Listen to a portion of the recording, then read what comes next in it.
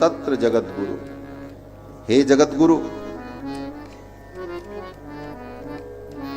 आजकल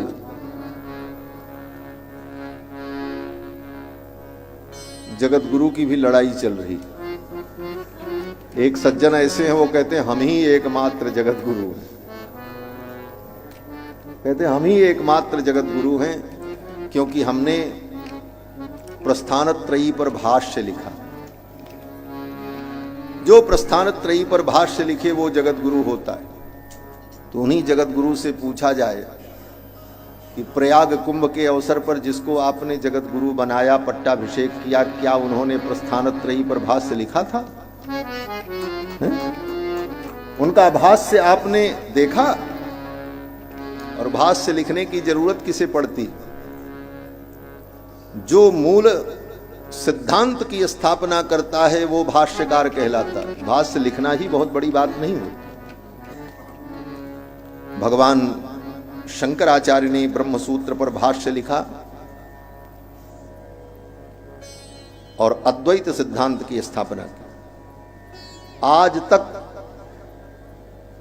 इतने वर्ष हो गए, कई शताब्दियां बीत गईं, भगवान शंकराचार्य की उस पवित्र परंपरा में एक से एक बड़े बड़े विद्वान हुए जिनके अंदर भाष्य रचने की क्षमता थी, लेकिन किसी ने भाष्य नहीं लिखा। क्यों?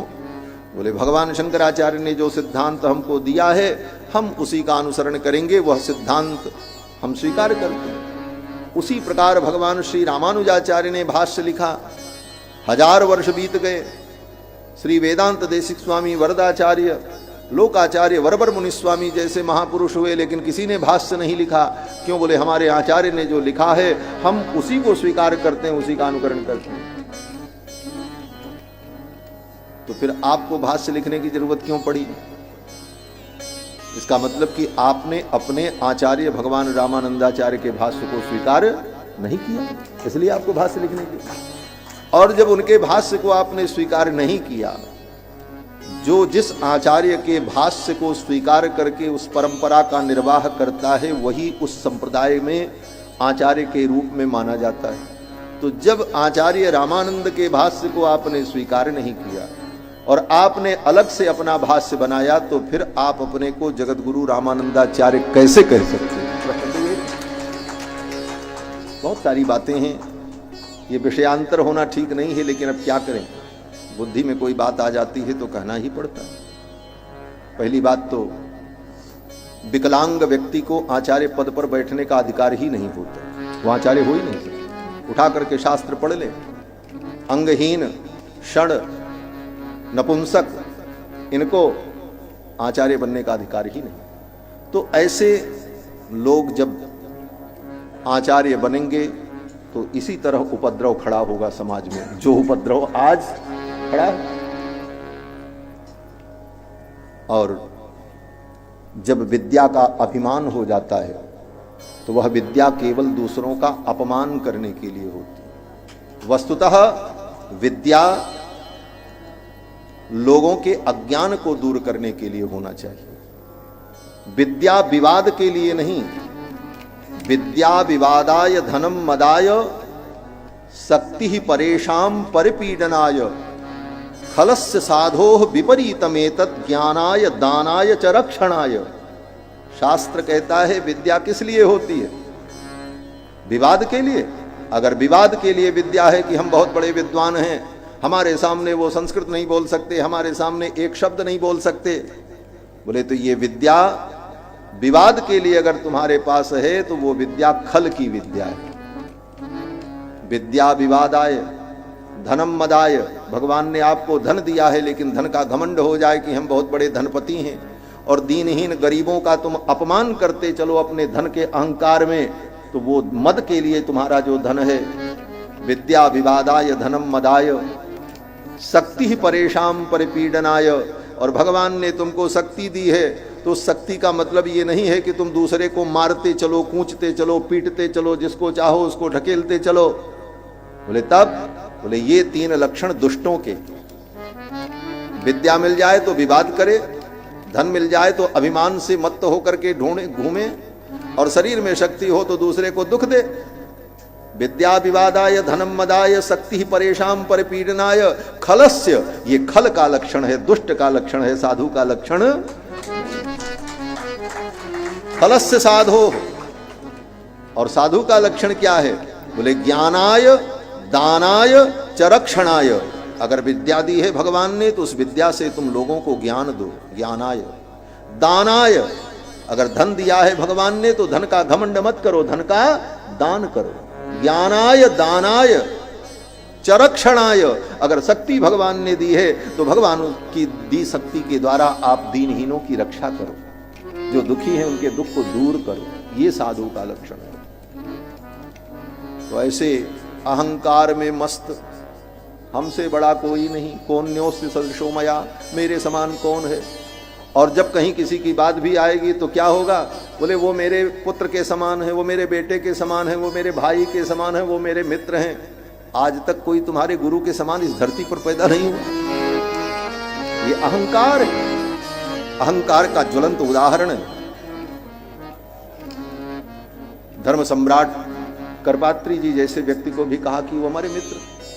धर्म सम्राट स्वामी करपात्री जी का जब शरीर पूर्ण हुआ था, आज लगभग 44-45 वर्ष पहले, और तब वो 80-85 वर्ष की अवस्था में धर्म सम्राट जी ने शरीर त्यागा। तब आपकी अवस्था तो 25-35 साल की रही होगी, तो 85 साल व्यक्ति से तुम्हारी मित्रता थी?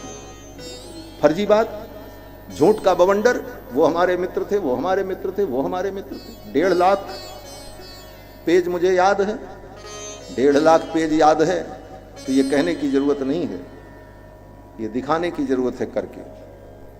कोई परीक्षा ले तुम्हारी तब पता चले। तो ये सब अभिमान उचित नहीं। किसी साधु संत की आलोचना भी उचित नहीं है। उनको संस्कृत नहीं आती, मेरे सामने एक शब्द संस्कृत का बोल दें, अरे भाई, संस्कृत में ही अगर सब कुछ बोलने का गौरव हो तो फिर तो बौद्धों के जितने ग्रंथ हैं वो बहुत सारे ग्रंथ संस्कृत में लिखे। हमारे श्री बरबर मुनि स्वामी जी महाराज कहते हैं कि संस्कृत के ग्रंथ में ही अगर संपूर्ण गौरव है तो फिर तो बौद्धों के ग्रंथ भी बहुत सारे संस्कृत में हैं, तो क्या उनको हम प्रमाण मान लें? और हमारे पूर्वाचार्यों के ग्रंथ लोक भाषा में, तो लोक भाषा में भी गाए गए उनके शब्द वेद तुल्य माने जाते हैं। आज भी द्राविणामनाय का हम लोग अनुसंधान करते हैं। गोस्वामी तुलसीदास जी ने लोक भाषा में, विनय पत्रिका में और कवितावली गीतावली में भगवान के गुण को गाया, और वेद के समान हम उसका आदर करते हैं और उसका सम्मान करते हैं नहीं? इसलिए, और ये सब क्यों है? यहां तक कि लिखा, ये कहने के लिए मुझे आज बोलना इसलिए पड़ा कि मुझे बड़ी वेदना हुई। जिस ब्रह्म सूत्र के भाष्य की वो बात करते हैं कि मैंने भाष्य लिखा, वो भाष्य क्या है सामान्य आदमी तो नहीं जान पाता, लेकिन विद्वान तो जानते हैं कि वो केवल कचड़ा है और कुछ नहीं। उस भाष्य में उन्होंने लिखा है कि शंकराचार्य, रामानुजाचार्य, वल्लभाचार्य अंधे थे। पेज मैं बताऊंगा, 149 पेज पर पढ़ लें आप जाकर के भाषण। शंकराचार्य अंधे थे, रामानुजाचार्य अंधे थे, वल्लभाचार्य अंधे थे। अंधे तो तुम हो, अंधे को सारी दुनिया अंधा दिखाई पड़ती। इतने बड़े महापुरुषों के ऊपर इतना बड़ा कटाक्ष, वो अंधे थे। इसलिए ये अभिमान पतन का हेतु होता है। सारी कीर्ति नष्ट हो जाती है जीवन में ही व्यक्ति की। इसलिए अभिमान से रहित होकर भगवान गोविंद के चरणों की भक्ति करें। भगवान के चरणों में प्रेम हो और सब में भगवत दर्शन हो। अगर सब में भगवान दिखने लग जाएंगे, सिय राम में सब जग जानी, करो प्रणाम जोर जुग पानी, तो किसका विरोध करोगे? क्यों करोगे? क्यों विरोध? हनुमान जी महाराज कहते हैं, निज प्रभु मैं देखहि जगत के हिसन करहि विरोध। निज प्रभु मैं देखहि जगत। गोस्वामी जी महाराज कहते हैं, निज प्रभु मैं देखहि जगत के हिसन करहि विरोध। इसलिए बंधुओं, इस प्रकार से भगवान के चरणों में अपने मन को लगाना चाहिए और किसी भी आचार्य, परंपरागत आचार्य की निंदा अहंकार में पड़कर करना, यह सनातन धर्म का सनातन धर्म के ह्रास का कारण बनेगा। और आज के इस युग में जब चारों तरफ से सनातन धर्म के ऊपर आक्रमण हो रहा है, बड़े बड़े विधर्मी, बड़ी बड़ी संस्थाएं विदेशों से धन ला करके भारतवर्ष में अपने अपने मत और पंथ के प्रचार के लिए प्रयत्नशील हैं, और चारों तरफ से सनातन धर्म के ऊपर आक्रमण हो रहा है। ऐसी परिस्थिति में सभी सनातन धर्मावलंबी आचार्यों को अपने व्यक्तिगत ईर्ष्या द्वेष से ऊपर उठकर सामूहिक रूप से मिलकर के सनातन धर्म की रक्षा का प्रयत्न करना, जिससे समाज में एक संदेश, अच्छा संदेश जाए, जिससे समाज का कल्याण हो, राष्ट्र का कल्याण हो। मैं निवेदन कर रहा था, कुंती ने कहा, हे भगवान आप कृपा करो, विपदः सन्तु नः सस्वत् तत्र तत्र जगत गुरु। ये जगत गुरु पे ही जगत गुरु की बात आ गई है? कहते हैं कि एकमात्र हम ही जगत गुरु। अब जगत गुरु शब्द का दो अर्थ होता है, थोड़ी बात और भी कह दें। अब जो कह रहे हैं तो काहे को छोड़ना, थोड़ी बात कह दें। जगत गुरु शब्द का दो अर्थ होता है। जो जगत में पूज्य हो, जगत में वंदनीय हो, उसको कहते हैं जगत गुरु, और जो जगत का स्वामी हो उसको भी कहते हैं जगत गुरु। तो भगवान के लिए जो जगत गुरु शब्द का प्रयोग होता है वह दोनों अर्थ में होता है। भगवान जगत पूज्य हैं और जगत के स्वामी। कृष्णम वंदे जगत गुरु, जगत गुरुम च शाश्वतम तुरीयमेव केवलम। लेकिन भगवान के अतिरिक्त अगर कोई जगत गुरु है तो वह जगत में पूज्य है, वंदनीय है, इस दृष्टि से वो जगत गुरु है। और जो दूसरा अर्थ है जगत के स्वामी के रूप में, बोले वो अर्थ अगर मानो तो फिर वो माया के कारण है। वो माया के कारण अपने को जगत का स्वामी मान रहा है। ब्रह्मा जी ने आगे कहा है भागवत में, यन मायया दुर्जयया माम ब्रुवंति जगत गुरुम। ब्रह्मा जी अपने पुत्र नारद से कहते हैं, नारद जो भगवान की माया से मोहित हैं वो मुझको ही जगत गुरु मान लेते हैं कि सारे जगत का स्वामी मैं हूं। तो भगवान की माया से मोहित प्राणी किसी को जगत गुरु मान ले, लेकिन वहां जो जगत गुरुत्व है वो जगत कारणत्व के रूप में, जगत के नियामकत्व के रूप में अनुभव किया जाता है। और जगत पूज्य की जहां बात आती है तो जगत में कोई भी श्रेष्ठ है, संत है, महापुरुष है, वंदनीय है तो वो जगत गुरु है। जगत में उसकी पूज्यता विद्यमान है, जगत में उसकी प्रतिष्ठा है। और ब्राह्मण तो ब्राह्मणो जायमानो ही पृथिव्याम अधिजायते। ब्राह्मण तो बिना जगत गुरु बनाए ही जगत गुरु है, वो तो सारे जगत का गुरु। जगत गुरु किसी को बनाया थोड़ी जाता है।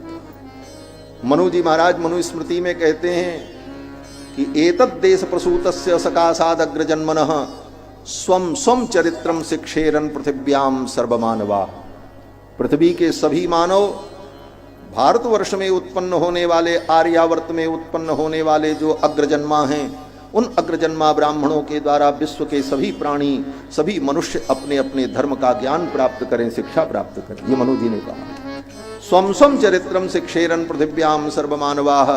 पृथ्वी के सभी मानव अपने अपने धर्म की शिक्षा प्राप्त करें। तो जो सबको शिक्षा दे वही तो जगत गुरु है। और ये जगत गुरुत्व ब्राह्मण में जन्मजात प्रतिष्ठित है, अगर उसके अंदर योग्यता है, तपस्या है और ज्ञान है। इसके लिए अलग से कोई उपाधि और किसी प्रमाण पत्र की आवश्यकता ही नहीं होती। तो बंधुओं, कुंती ने कहा कि भवतो दर्शनम यत् स्यात् अपुनर्भव दर्शनम। हे भगवान, हमको तो आप विपत्ति दे दो। भगवान ने कहा, क्यों? दुनिया में सभी भक्त संपत्ति मांगते हैं और आप विपत्ति मांग रही हो। कुंती बुआ ने कहा, विपत्ति में ही आपका दर्शन होता है। भवतो दर्शनम यत् स्यात्, आपका दर्शन कब होता है? बुलाओ बड़े बड़े विद्वानों को, व्याकरणाचार्य, वेदांताचार्य, न्यायाचार्य, सांख्य योग के आचार्य, बड़े बड़े ज्ञानियों को बुलाओ और इनसे पूछो कि आपके दर्शन की योग्यता कब आती है। आपके दर्शन की योग्यता जीव को कब मिलती है? आपका दर्शन कब होता है? तो ये सब बड़े बड़े विद्वान कहेंगे कि जब तक जीवन में विपत्ति नहीं आएगी तब तक भगवान का दर्शन नहीं होता। क्यों? बोले विपत्तियां आपका दर्शन कराती हैं, विपत्तियां ही जीव को आपकी ओर ले जाती हैं, नहीं तो संपत्ति में भूला भटका ये जीव कभी आपको याद ही न कर पाता। ये